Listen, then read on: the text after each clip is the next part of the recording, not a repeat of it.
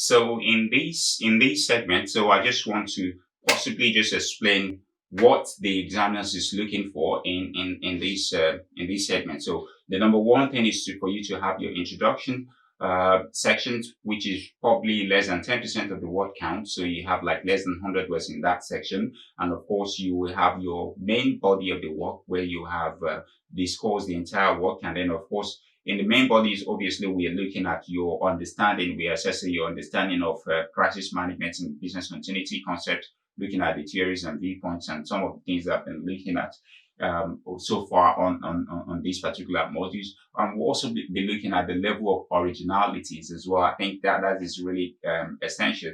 And the critical aspect is for you to provide a very clear explanation of the framework which you've developed, the conceptual frameworks or the models that you've developed, and to demonstrate how you analyze and bring in and integrate existing studies to be able to make a solid point or a robust point relating to the connection between BCM and crisis management. So that will be the bulk where the mark is attached to. And of course, you have your references as well, which also will also be looking at the quality of the references and the sources that you use and whether it follows the appropriate editing format. So that will be the key things that is really important in terms of that. I believe that one of the final part, obviously, I just want to mention that writing an essay is an opportunity for you to learn your materials and to show what you know.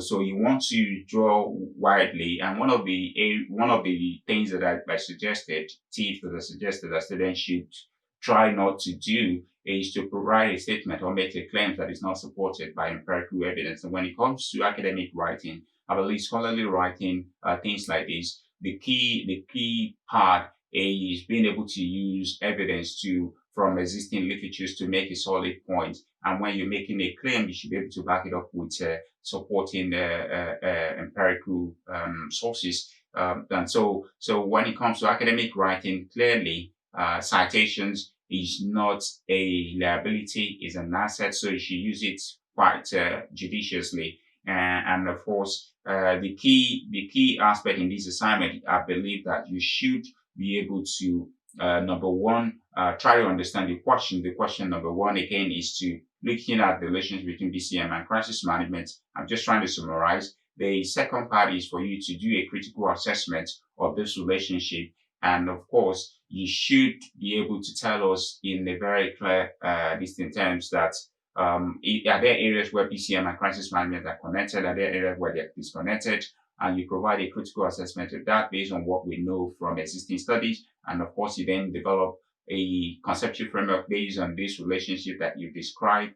And once you've done that, you can now evaluate your own frameworks with existing available frameworks in the literatures, and you do a critical assessment and provide an insight into what are we learning new from your work now, your answers, what exactly are we learning new. So that will be the critical part of the work. And I hope that you find this particular short talk very useful and in helping you to think about to look at what you've done so far. So if you're doing a checklist, this is a summary for me. If you're doing a checklist of what you've done so far, the key thing you want to look at is, do you have a very clear introduction that states what is the purpose of your essay, so to say, or these essays will critically maybe discuss the extent to which BCM and crisis management are two sides of the same coin. Maybe you are going to even go further by saying maybe the essays will argue that,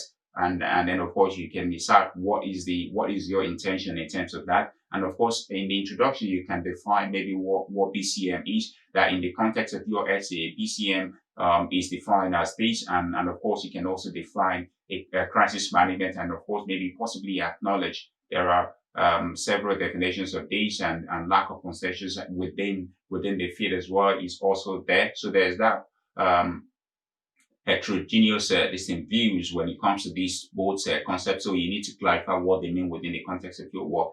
And when you go into the body of the work, when you start to discuss the work, so of course that's when you obviously need to draw on what's insight from existing literatures to show us clearly how is BCM, how is it different from crisis management? And in order to be able to do that, you need to understand, okay, you need to provide an explanation what is BCM, what is crisis management, which you may have done in your introduction, or some of you may want to do that in the body of the work. But of course, you also need to show very clearly what are some of the components of BCM and some of the component of crisis management. And in doing so, that will help us to understand clearly that you indeed have an understanding. And of course, also being able to show clearly from the literatures to show that there are some component of BCM that are also part of crisis management, and the end goals of each crisis management business continuity are tell us all the same thing. So that's the key thing that obviously you want to take into consideration when you're looking at this. So I believe that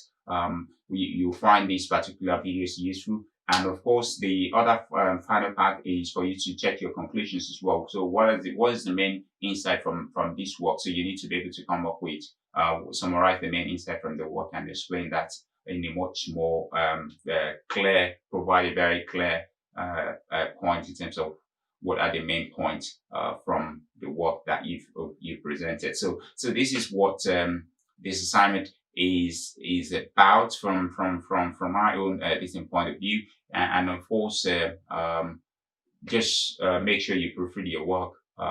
Some of the maybe grammatical errors and spelling mistakes that easily you can avoid that by obviously doing the proper proofreading before you submit. So those ones are things that can be easily maybe avoided. So you should try as much as possible to avoid that. So that's just my take on what we're talking about relating to this assignment on crisis and business continuity. So thank you so much for